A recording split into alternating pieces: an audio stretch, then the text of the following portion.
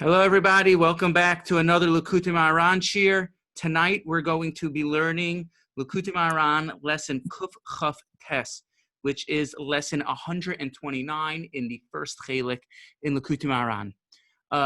If you're interested, as always, you can find more shirim on the Breslov Research Institute website, on their SoundCloud, BRI, or on my SoundCloud for a lot of previous classes that aren't up there. At Nach Daily or at Shaya Sussman on SoundCloud. You could find out more classes there. So I guess for now, we'll just jump right in and we'll begin learning this piece. This piece is called Eretz Yisrael, a land that eats its inhabitants. It's Parsa Shlach, so I thought it was, at least in Chutz La'aretz it is. And so I thought it would be a really opportune time to learn this with everybody. Also, additionally, even though it's a short piece, as we're learning with Rebbe Nachman and Torah Sapanimius, that it is short maybe in words, but it's large in power. As Rebbe Nachman said about himself, all my lessons are hakdamas. All my lessons are introductions, which is quite a remarkable thing that he said such a thing, which means every lesson, every Torah in Likutey Moharan throughout this Sefer is giving new perceptions that a person could see life through. They're giving like sunglasses. A person can see life and live their life based on every single lesson in Likutey Moharan in a different way. So even though it's not so long, it's very deep. And it also connects with Eretz Yisrael. And last lesson, the last series we're learning, lesson Ayin Ches 78, in the second chelek, had to do with the Derech Eretz Yisrael and the greatness of Eretz Yisrael. And being that we were touching on Eretz Yisrael, we speak about Eretz Yisrael very directly, I felt that this would be, even though it's a separate lesson, this would be a great opportunity to learn this piece with everybody, as it is Parsha Shlach and continues the theme of Eretz Yisrael. And it's an amazing thing. So just to open with the words over here, I'll pull it up on the screen share in a few minutes over here, but I wanted to give a little introduction over here, that the Meraglim, what happened, that they were living in the Midbar and in the desert. They had the man, they were surrounded by the Anayne HaKavod, the clouds of glory, and they wanted to spy out the land. They wanted to see if Eretz Yisrael was a good land or not. So what happened? They came back and they said their famous words. They gave a bad report. What was their words? That it was an Eretz Yisrael. It was a land that eats its inhabitants. Because what happened? They went there and they saw that there was funerals and the people were like giants. And really all this was done from Hashem, that it would be a distraction. So they'd be able to go ahead and see if the land was fitting, if it was not, and they'd be able to go in a regular manner without being detected. But what happened was that they misinterpreted what Hashem did for them, and they came back with a bad report that it was Eretz Yisrael, that it's a land that eats its inhabitants. So I think as an introduction over here is that we see the power of perception. We see the power of perceptions, that here everything was happening. It was from Hashem. Hashem had opened up the land to them and doing miracles right in front of them. This way they were able to check out the land. But Hashem was doing them a favor. But what happened is that the Meraglim, they interpreted the life events that were happening around them for bad, right? So we see the power of perception, which means the events that happen in our life, they happen. They're kind of data. They're information in the outside world, right? Let me fix this for a second, right? They're information in the outside world. But what happens is that it's on us to interpret that information, to interpret that data. And we all use our power of our mind to underscore how we experience that. We used our gift of thought in order to create the perceptions about what we think, again, what we think is actually happening, and really anything in life could be interpreted in so many different ways. So this point really can't be said enough, because this is something that I see so much in my practice as a therapist that people come for depression, anxiety, social anxiety, and people feel a certain way about their life events. And the question really is how much are we interpreting those events using our gift of perception? Which means when we start seeing the outside world as data, as just information, and we're the people that write these subtitles underneath. So a person gets a much greater flexibility in what's happening around them, right? So if you think people are out to get you, again, if you think people are out to get you, right, your thoughts play into this. And this is kind of what happened with the Meraglim, that the Meraglim, they interpreted the data in a way that was unfavorable for them. They used their gift of thought to interpret the data, to interpret the good events that Hashem was making for them, that there should be death in the land and that there would be giants and things like that, that they were using it to come back with a negative report, as opposed to really seeing the favor that Hashem did for them.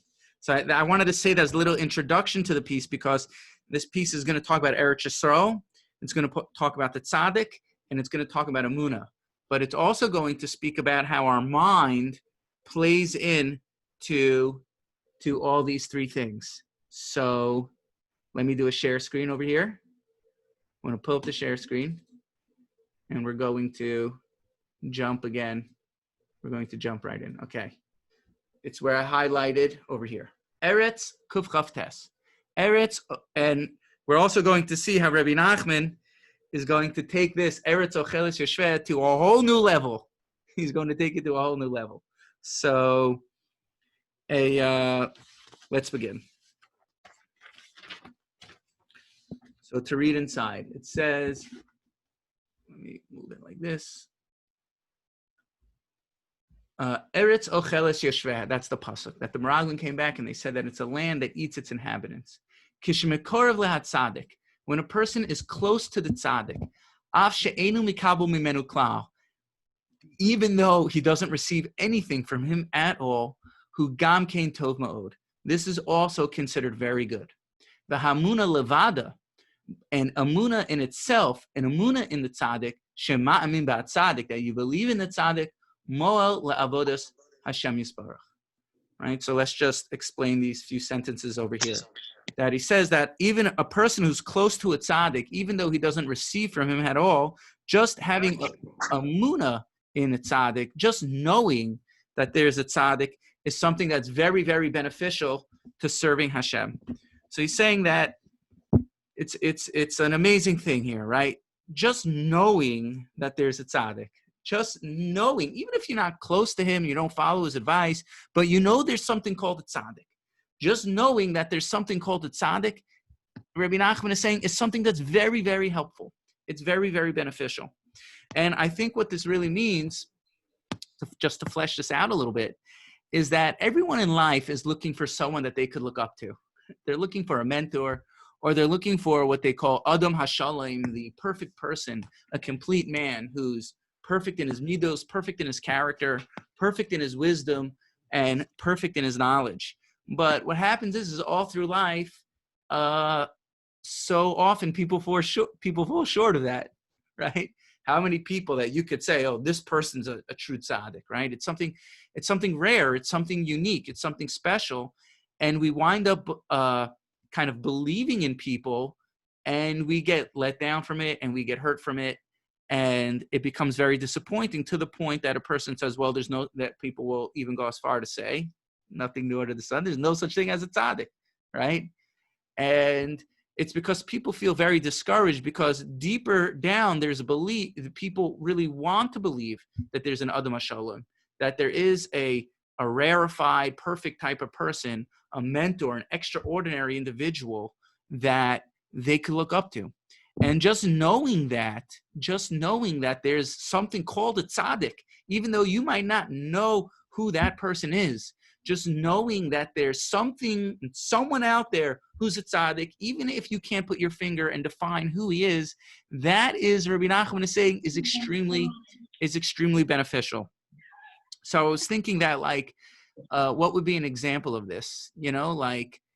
in business, a person wants to go into business, or they want to attain something, they want to open up a company, or they're trying to figure out a certain idea within their business that they run.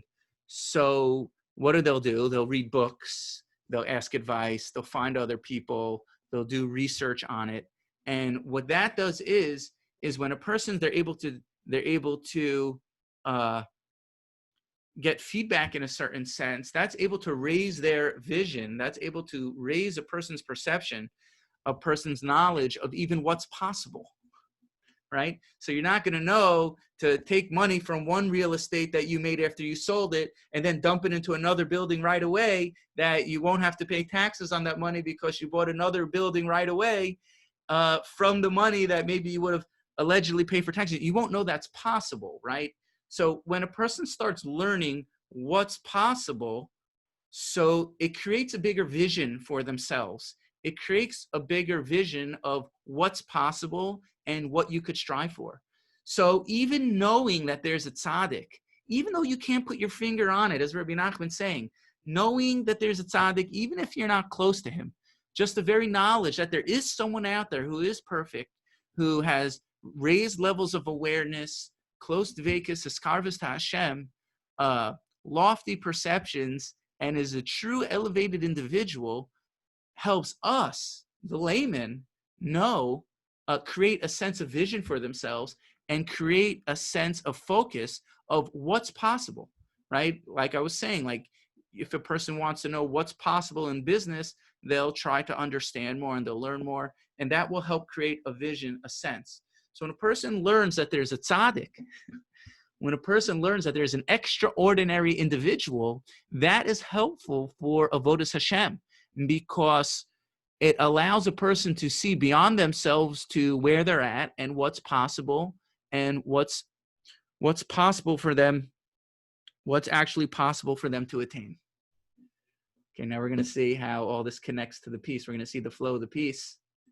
Back inside. Now he's going to say an amazing thing, a wild thing. The second highlighted over here, ki teva ha'achila. And he's going to explain. Ki teva ha'achila, the nature of eating, shahamazon nishapich lenizon, that the food a person eats turns into sustenance. Kigon sha'achai ocheles tzomeach, a live thing eats something that's growing. Kigon esavim nishapchen, kigon esavim nishapchen asavim lachai. So an animal eats grass. That grass now turns into the animal. Right, when it enters into its belly. Right? V'chein, he's going to explain this. V'chein mechai l'medaber. And also a live thing to a speaking person. Kishemedaber ochel hachai. When you eat that living thing, a person eats meat. Nishapech hachai l'medaber. Then that living organism now turns into a speaking organism. And when a person, they eat that food now spreads out into their bodies, into their limb. The food ultimately turns into the essence of that limb when it goes there. Part of the food will ultimately turn into the brain. And so that means the food itself is turning to the brain. Nishapik lemoach turns into the mind. And it goes to the heart. Nishapik lelev. And the part of the food that goes to the heart is now going to turn into the heart. V'chein l'shar evarim. And also for the rest of your limbs. So Rebbe Nachman's explaining, you are what you eat. Right? That expression, you are what you eat. That a person, we'll take it step by step. Animal eats grass, right? So that grass spreads through the animal's body, and the animal gets sustenance from it. So the grass turns into the animal, right? Now, a human eats a piece of steak, right? So you eat a cow, you eat the steak, and now your body takes those nutrients, it takes those vitamins, it helps the good parts of it turn into your red blood cells, your white blood cells, your skin. And I don't know medically how this works, but Rebbe Nachman saying that it even goes to turn into different parts of your brain that we know on a cellular level, a person's body is constantly regenerating itself and turning anew. So when a person eats, you're taking a someach or a chai, a plant life, right? You ate the salad, right? And you're eating an animal, a chicken, an oaf. So now you are what you eat. That thing winds up being transformed into you, so to speak, right? So that thing gets absorbed into your body, and you become one with your food. You become one with it. Now Rebbe Nachman is going to explain how this ties into the pasuk over here. V'zehu eretz ocheles yoshveh. And this is now what it means. That highlighted over there. V'zehu eretz ocheles yoshveh. Ki ha'eretz hu b'chinas emunah. Because land is like emunah. Eretz hu b'chinas emunah. Eretz Yisrael is emunah. K'mo shekasav shechein eretz ure'ei emunah. Live in the land and cultivate faith. V'zehu ocheles yoshveh. And this is what it means, that it eats its inhabitants. Ki kishenichnas la'aretz. When a person goes to Eretz Yisrael, shehi b'chinas emunah, which is synonymous with emunah, faith. Ne'echal eitzla. You get eaten by the land, meaning you get absorbed into the land. Hainu, shenishapech lemuhusa, you turn into the essence of the land. Hainu, kishadavik la'tzadik umamimbo, when a person is connected to the tzaddik, shehu b'chinas eretz, which is like eretz, it's like Eretz Yisrael. So we see Rebbe Nachman is equating the tzaddik and Eretz Yisrael. The Eretz Yisrael and the tzaddik are the same light. It's like the tzaddik is eating you, and you turn into the essence of that tzaddik. Right? So this is what it means that the eretz is ochelish es yoshveh. Right? That what happens is that a person settles in Eretz Yisrael, and what does it mean that it eats its inhabitants? It means just like when you eat food, that food ultimately gets absorbed into your body and turns into your limbs and your vital organs and your heart, because the nutrients get what you need. It gives your body what you need, and it turns into that.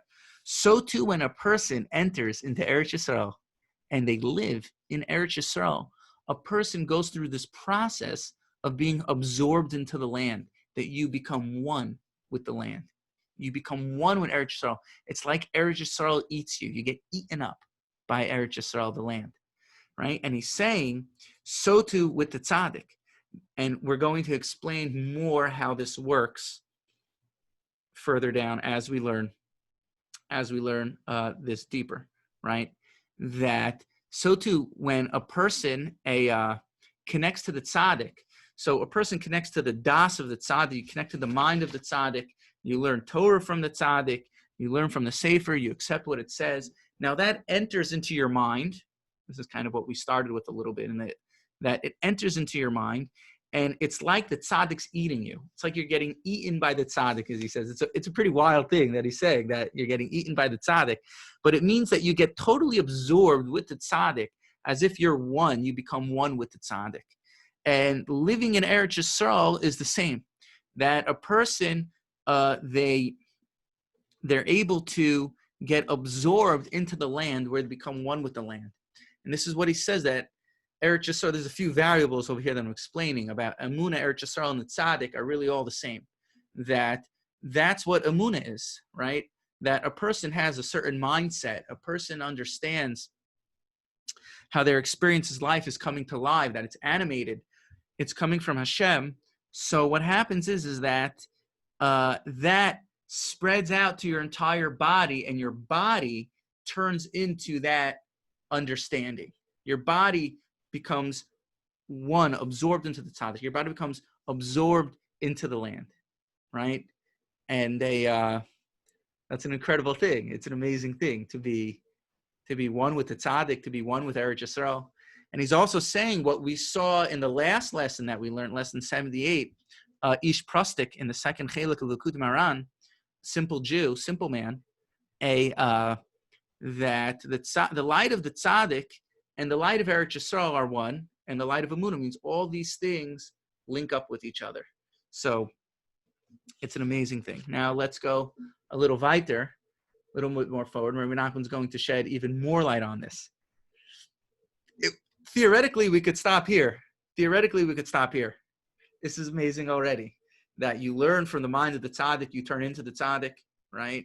Maybe you could also say that's why you see people from different chassiduses or people that follow certain leaders. It doesn't even have to be chassidus. It could be different Rosh Yeshiva or different whatever it is that they all kind of have a certain look, similar look to them.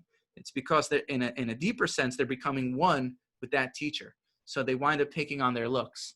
As the pasuk in Mishlei, I believe, says, Chachmas Adam Tara Panav, that the light of a person illuminates on their face. So you receive chachma from someone else, that chachma gets absorbed into your body. Your body turns into that wisdom, so to speak, and now you wind up looking like that individual, because that chachmas Adam Tara Panav, the chachma of the other person is getting absorbed into you. It's radiating in your face, and you wind up looking like that person. I was very parenthetically, but that's an interesting point. Okay. Going more. V'chein Eretz Yisrael. Okay. V'chein Eretz Yisrael ba'atzma yesh lo gam kein kol hazeh. And also,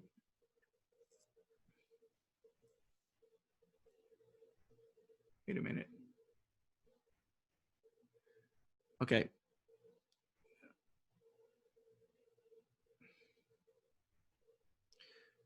V'chein Eretz Yisrael ba'asma yesh lo gam kein hakol hazeh. Right?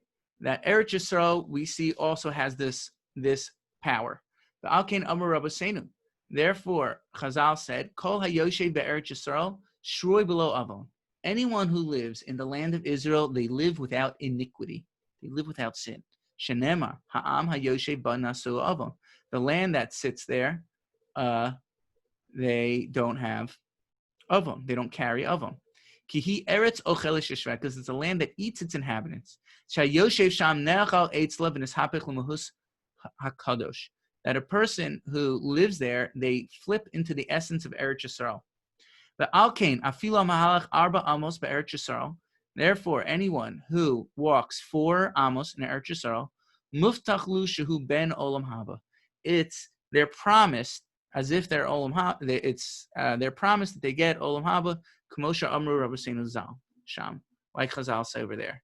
So therefore, just again to recap, so therefore it comes out that a person who lives in Eretz Yisrael, it's as if they don't have any sin. Why? Because they get so much absorbed into the land that it's as if they don't have any averis anymore. It's as if they don't have any sin. There's another point over here before we go a little bit forward that is an interesting point over here that I mentioned, is that we see how the light of the tzaddik is the tzaddik. Rebbe Nachman is equating with the light of Eretz Yisrael. And I think there's the deeper connection over here is about how last week we learned from Likutey Moharan, we saw about how Rebbe Nachman said, right now I'm in Breslov, but every place I go is rock Eretz Yisrael. Yeah, it looks like I'm in Breslov, but I'm always going to Eretz Yisrael, which means that you see that when you connect to the tzaddik, it's like you're connecting to Eretz Yisrael. It's like you're connecting to a certain aspect of Eretz Yisrael. So Rebbe Nachman was saying that, yeah, I'm a tzaddik. So like, if you understand that the light of the tzaddik is the same as the light of Eretz Yisrael, so now this enigmatic statement that Rebbe Nachman said about that he's always in Eretz Yisrael, despite the fact he appears in Breslov, so you could understand, because the light of the tzaddik and the light of Eretz Yisrael, the light of Eretz Yisrael are really one. Go back to the screen share.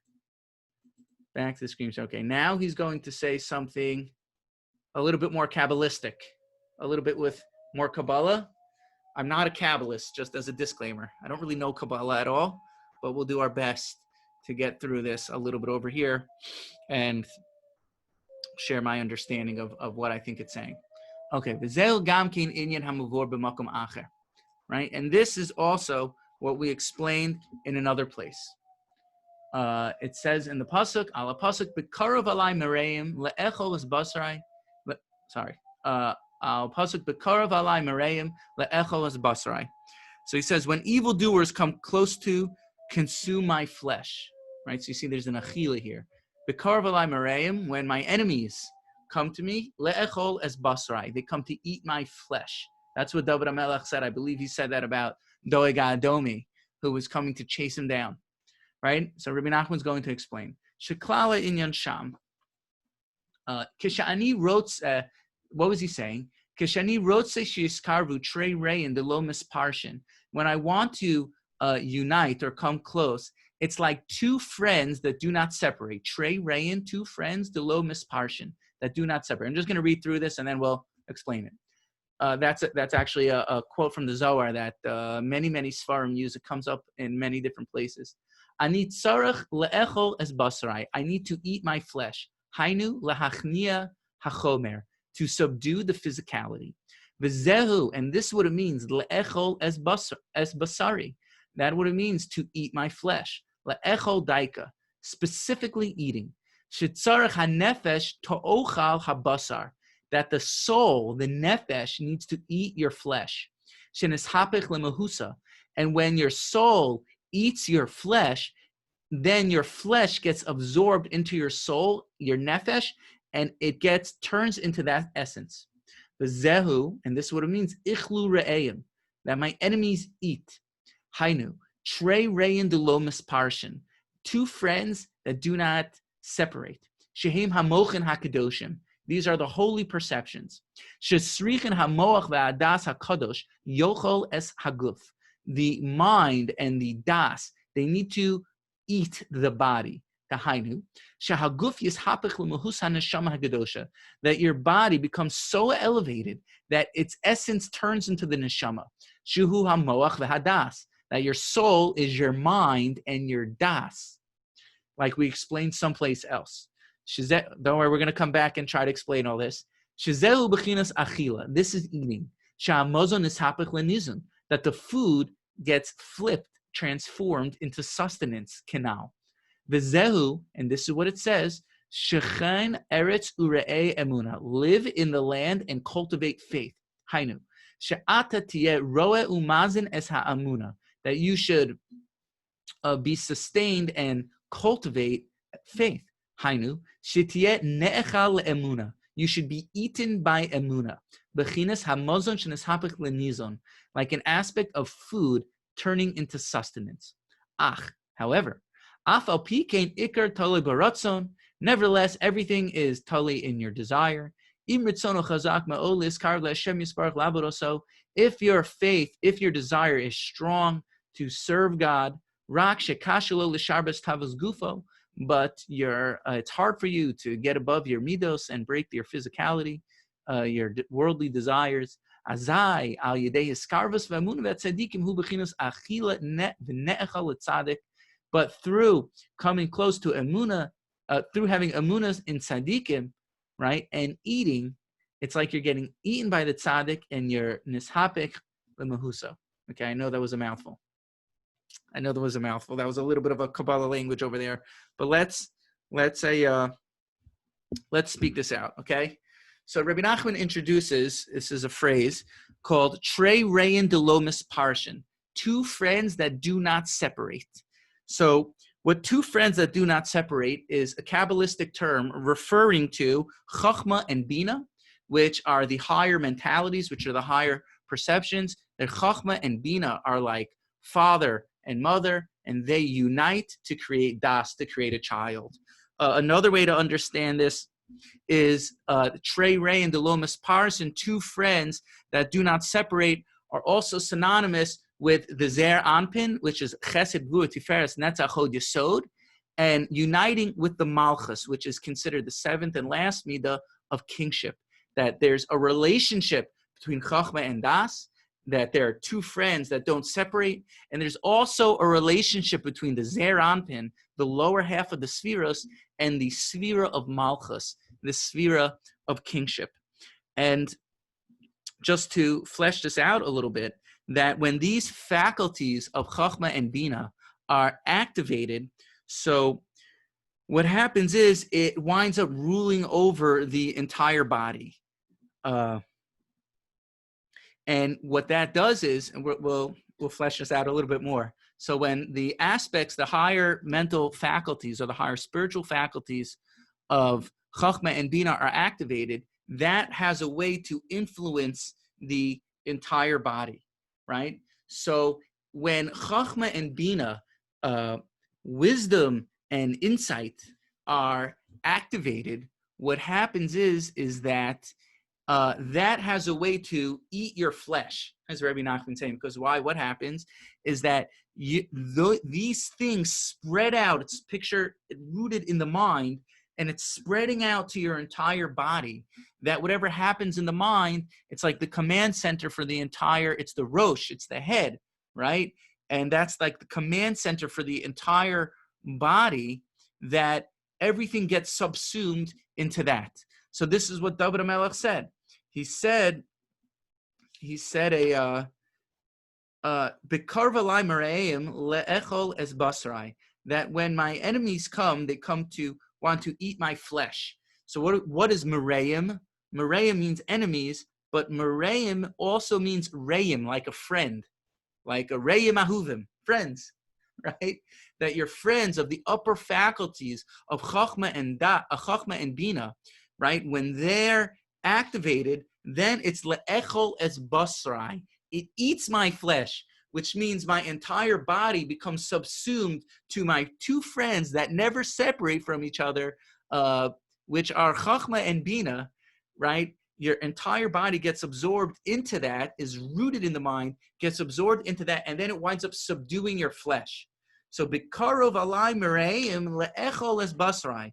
When my friends of Chachma and Bina come, which are rooted in my mind, that eats my flesh, means that is something that my physical body winds up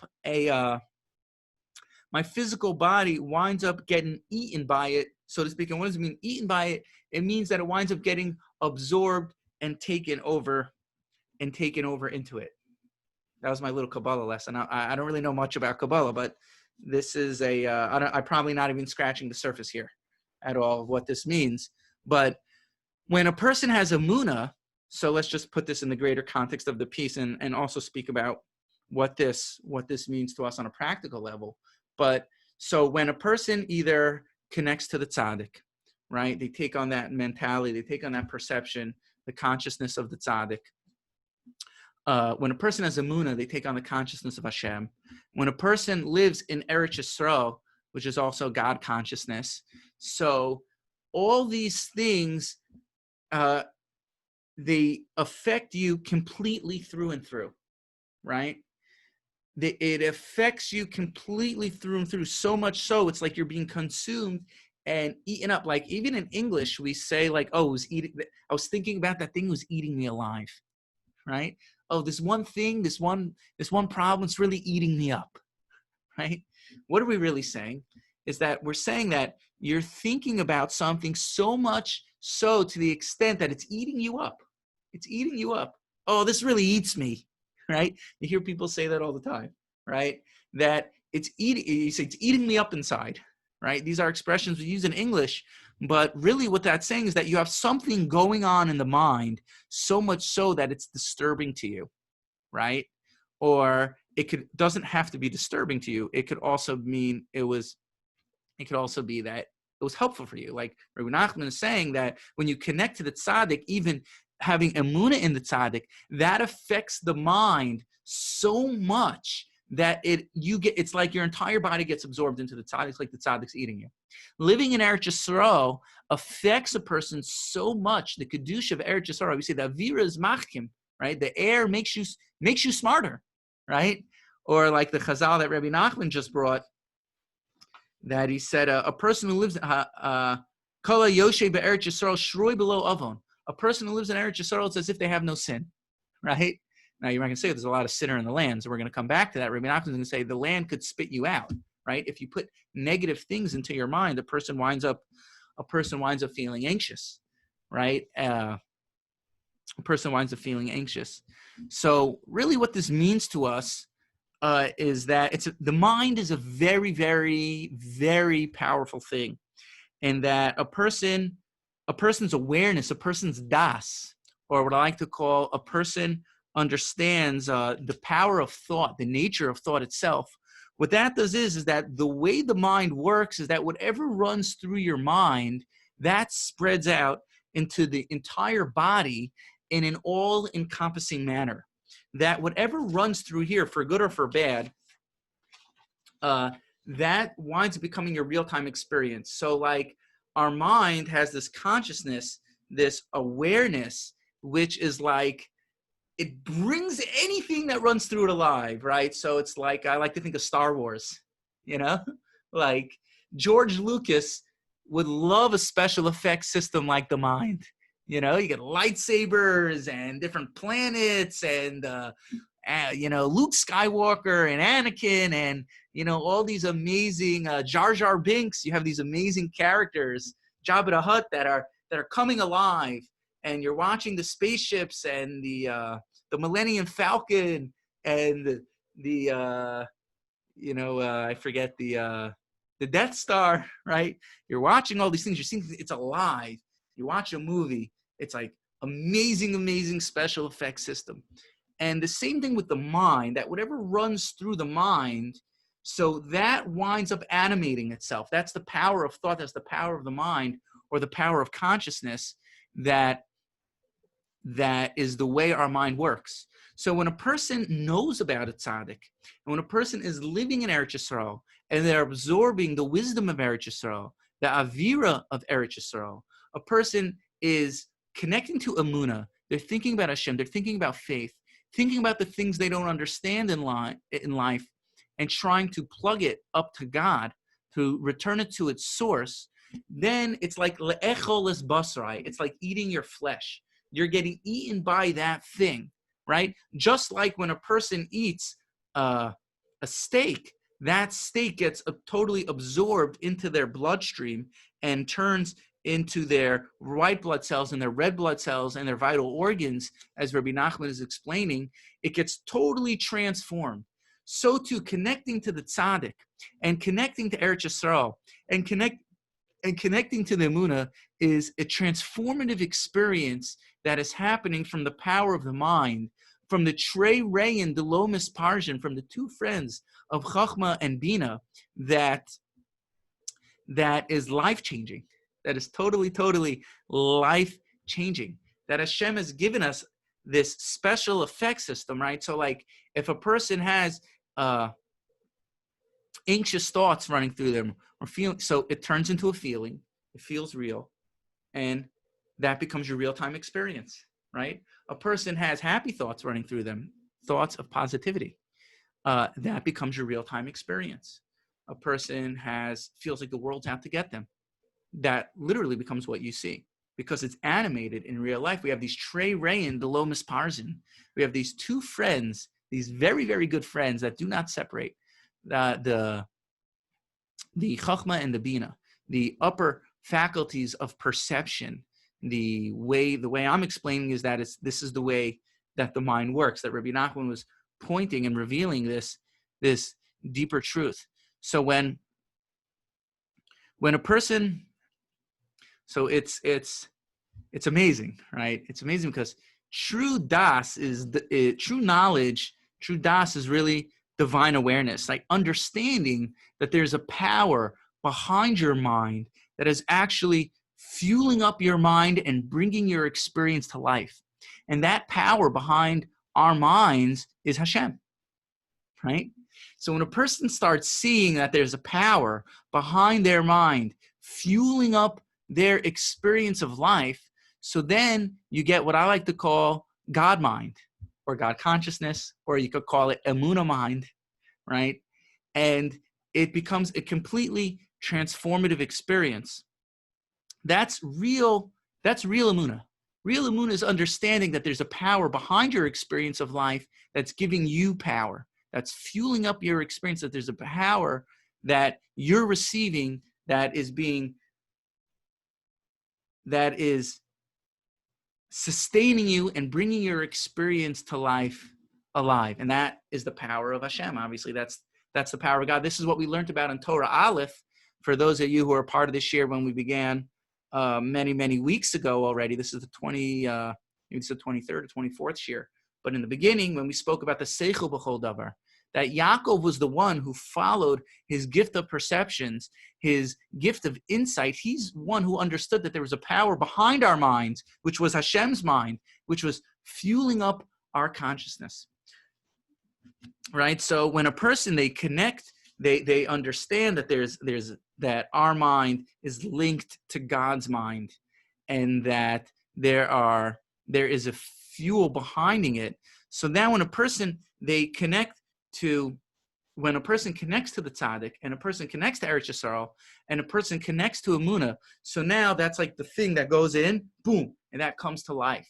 And that it activates these powers of Chachma and Bina, kind of these powers of that we're talking about. And this is ultimately what Yeshaya HaNavi said. What did Yeshaya HaNavi say? He was one of my favorite Nevi'im. Yeshaya HaNavi, he was a great, amazing individual, right? And one of his famous Nevuas, right? One of his famous Nevuas was that in the times of Mashiach, what's going to happen towards the later stages? That the world is going to be filled with the knowledge of God, like the waters that cover the earth, which means precisely what we're explaining over here, that there's going to be a God mind, that people are going to see their experience of life running through them. People are going to see that they're, in many ways, like we started with, the co-creators of their own experience of life. That what we started with at the Meraglim, that they took the information and they interpreted the Eretz Ocheles es Yoshveya. They interpreted, it's a land that eats its inhabitants. That was their underscore. They didn't understand it as a divine experience, to put the proper underscore over there, to put it properly in its place, that Hashem was hooking them up by making this in the land. So as Rebbe Nachman is explaining over here, that when a person connects to these upper faculties of Eretz Yisrael, they get eaten by it. A person connects to the Tzaddik, they get eaten. But just knowing, as we start, just knowing that there's something called a Tzaddik, right? That creates that vision for yourself, that you get absorbed into that vision. You get eaten by it. Having Emunah, right? You get eaten by Emunah. And then you get Kumala Adz Deas Hashem. And you start understanding that the world, our experience of life, from the best thing in the world to the worst thing in the world, is a divine experience. It's totally one. Hashem echad ushmo echad. On that day, we will see Hashem and His name were as one. We won't look at the world as a world of division, but we'll look at the world of oneness.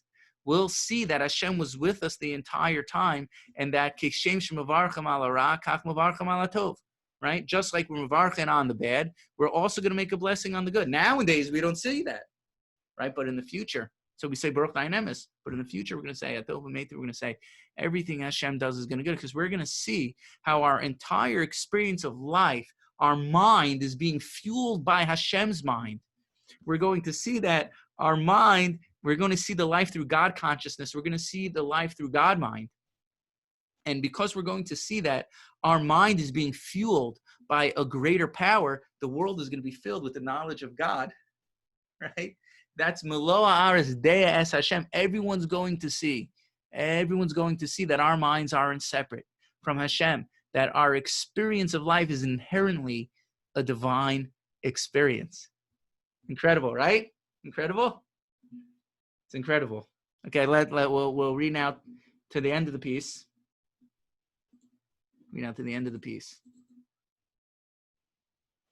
Okay, ach.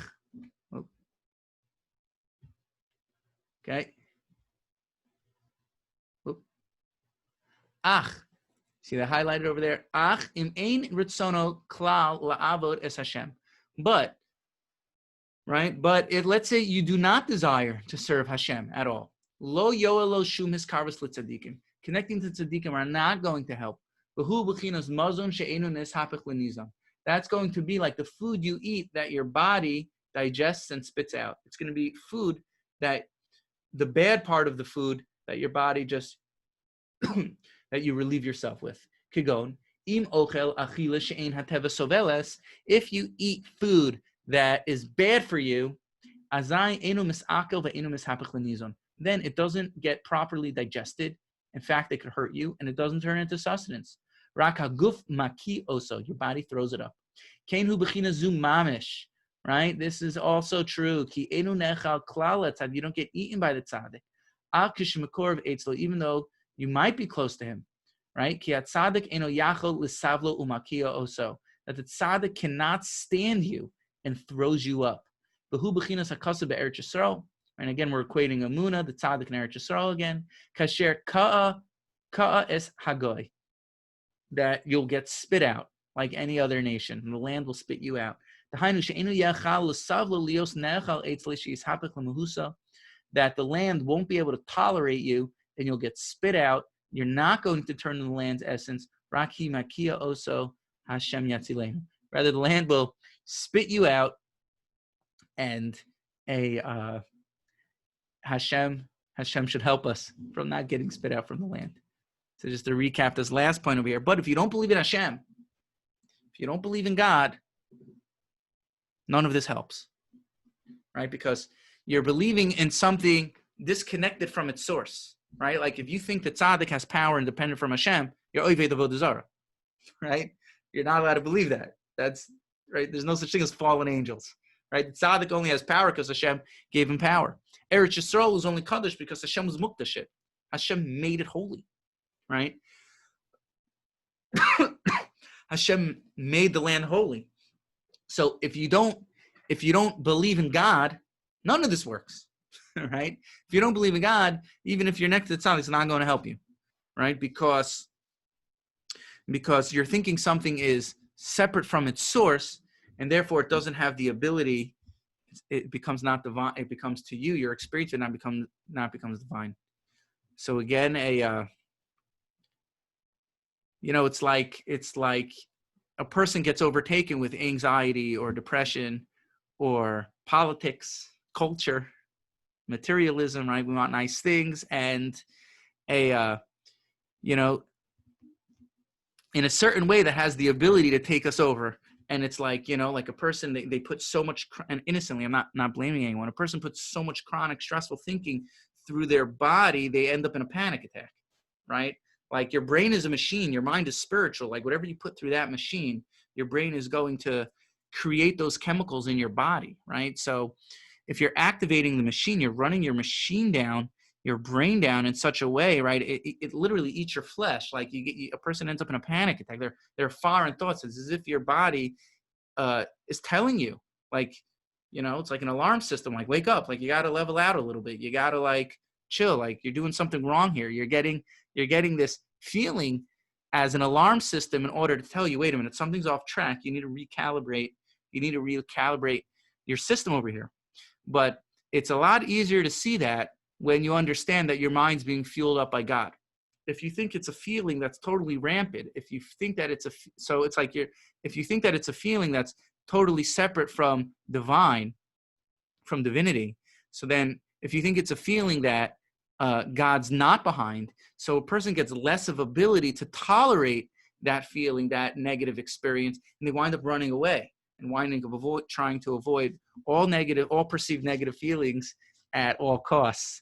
But when a person starts seeing, like we're saying, that they're Trey, Ray, and the Lo Misparjan, and you have two friends that never separate with each other, and that Hashem has given us this special effect system that George Lucas wishes that he had, right? So what happens is it's not like the land spits you out. It's like a person winds up being able to connect it back to God and be able to tolerate perceived negative feelings that they don't like, because that's the Emunah. The Emunah is that all feelings come from Hashem, and therefore a person feels like they don't need you feel like you don't need to run as much from that feeling, and it becomes more uncomfortable. I'm not wishing it upon anyone, but it becomes more of a tolerable experience. But if you think it's connected from its source, right, you just see it as an independent force ruling over you, then it becomes really, really scary, and it exacerbates it significantly more. As Rebbe Nachman's ending with over here, that if you think that, if you don't believe in Hashem, if you see things cut off from its source, then it doesn't really help you. It doesn't really help you, right?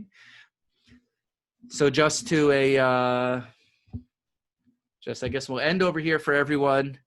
We should be zocheh to activate these perceptions. We should be zocheh to be eaten by the tzaddik, to be eaten by Emunah, and to be absorbed into the land of Eretz Yisrael, absorbed into the tzaddik. As the Meraglim were saying, they came back and they said it's an Eretz Ocheles Es Yoshvea, a land that eats its inhabitants, meaning, as Rebbe Nachman flips this on its head, not as a negative thing, but as a positive thing, that it's a land where you get totally absorbed into the land. You get absorbed into Eretz HaKadosh. And everyone should have a wonderful Shabbos. Should be zocheh to connect to true tzaddikim. Be zocheh to understand how there's a power larger than ourselves that are fueling our mind up. To have emunah in that, to have emunah in Hashem, and to have emunah in ourselves, and to see the good in everything. Shabbos, everyone. Shkayach, beautiful. Shkayach. Any questions, anyone? Any